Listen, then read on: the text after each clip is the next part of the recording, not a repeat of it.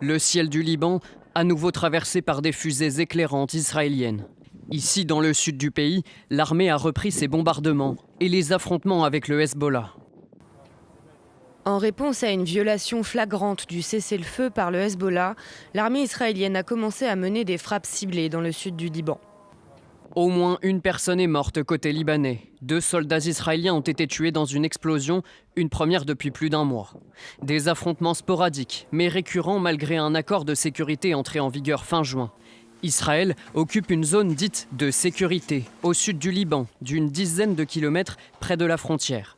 Mais les habitants des villes et villages au nord de cette zone peuvent officiellement rentrer chez eux. Dans les faits, cette reprise des affrontements et des ordres d'évacuation complique ce processus, selon l'ONU. Ce nouvel ordre intervient alors que les familles déplacées ont repris le chemin de leur foyer dans le sud du Liban ces dernières semaines. La situation reste fragile et les habitants demeurent dans l'incertitude.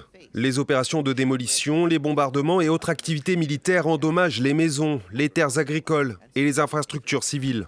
Ces affrontements ont lieu en pleine période de négociations menées à Rome sous l'égide des États-Unis. Elles portent sur le déploiement de l'armée libanaise dans des zones pilotes évacuées par Israël. Mais elles impliquent un désarmement du Hezbollah, refusé pour le moment par le groupe chiite. Depuis le début de la guerre entre Israël et le Hezbollah, au moins 4300 personnes au Liban et 38 soldats israéliens sont morts selon les autorités.